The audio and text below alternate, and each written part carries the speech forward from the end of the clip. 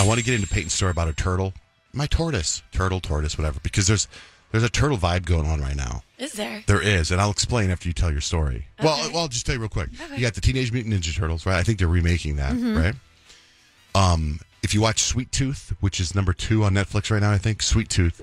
It's about these little kids that are part animal, and one of the kids that can't sleep at night is part turtle, and he's got a big turtle shell and he can't sleep, so they bring him a light. Then if you watch Guardians of the Galaxy, they do a thing where they take a turtle and put him into this thing and turn him into a monster, and he turns into this violent monster. There's a turtle-tortoise vibe in America right now. And then I look at, and Peyton's got this whole story about her turtle. What's your turtle's name? Jesus. Right. Yeah, so my tortoise, Jesus, well, he's kind of my mom and mine. We kind of tag team it.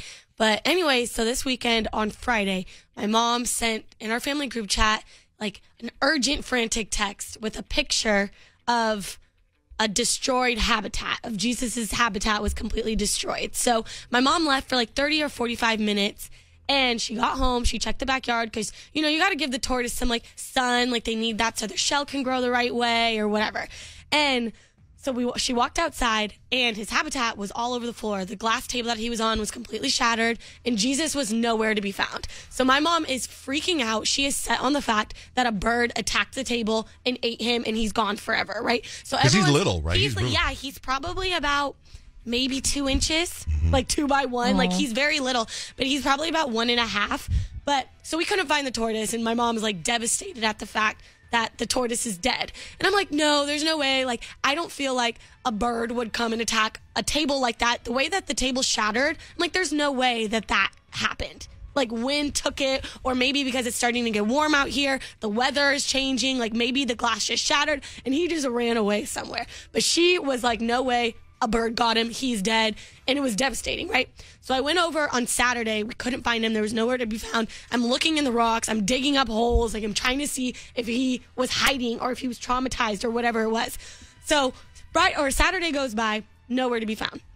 So Sunday morning, my grandma was like, no, like, I feel like he's here. Like, I have a weird vibe. Like, we put food out. I feel like the food is gone. And I'm like, no, the wind took it. Like, I don't know what's going on.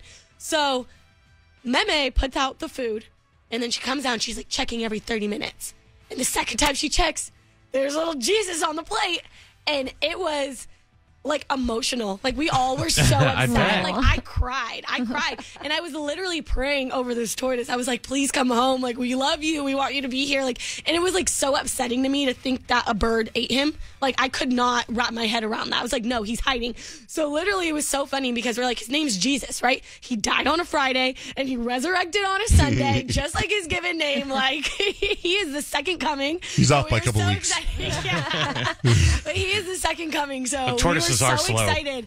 He's fast. So we were we were kind of worried that he was like really far away. Like, he moves out like a couple miles an hour? What? Oh, I don't know how fast he moves. He moves like, I don't know. I couldn't put a mile per hour on it, but he moves pretty quick. But I was worried he was going to get in the pool or something, but he found it. He came home. Your turtle's home. Runaway turtle. Welcome home, Jesus. Yay. It was really emotional for everybody involved. That's good.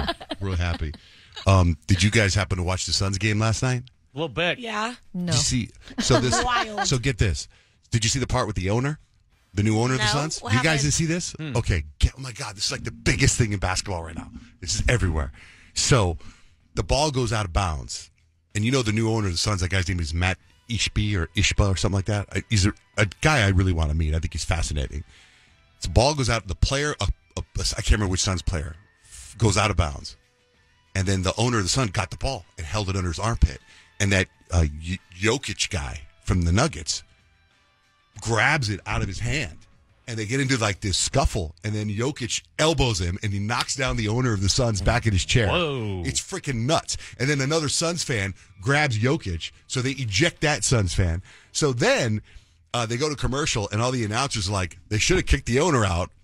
I mean, I know he's the owner, but if that was a fan that did what he did, that it would be a huge ruckus. It was fascinating to watch. It's everywhere. Yeah, Nick, what do you think?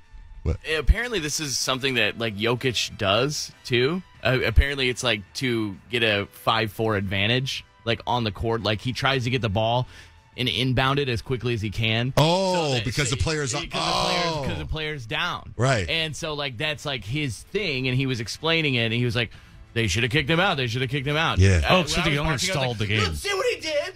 He just elbowed him right in the face.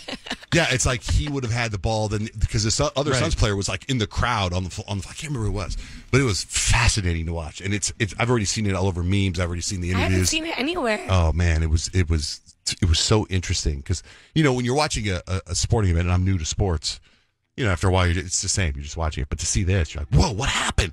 Ooh, that's the new owner of the Suns. And then he flopped into the chair, like he gets hit hard, and he goes, ah. It is really neat. It's so funny to me, like, what interests you in a basketball game. Like that. Well, I like looking at all the celebrities. Yeah, all the celebrities and all the drama. I'm like, the end of that Suns Nuggets game was probably some of the best basketball I've seen in a really long time.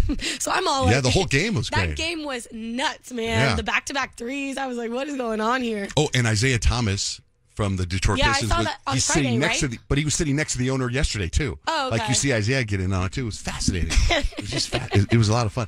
I watched more basketball than I did the coronation, the whole king and queen thing. Did you watch that, Kyle? I watched snippets online. Yeah, it wasn't like normally a royal family thing. It's like, what's going on? Turn it on. I'm going to watch. I was kind of like, okay. I already thought he was king. I think Yeah, I that's did how too. everyone feels. I feel like we've seen him like marching down the Abbey. I knew he was kind of named king when the queen died, but the Right. coronation is like the official swearing in where they do the whole hoopla. I mean, I would have watched it, but I was at a derby party, so.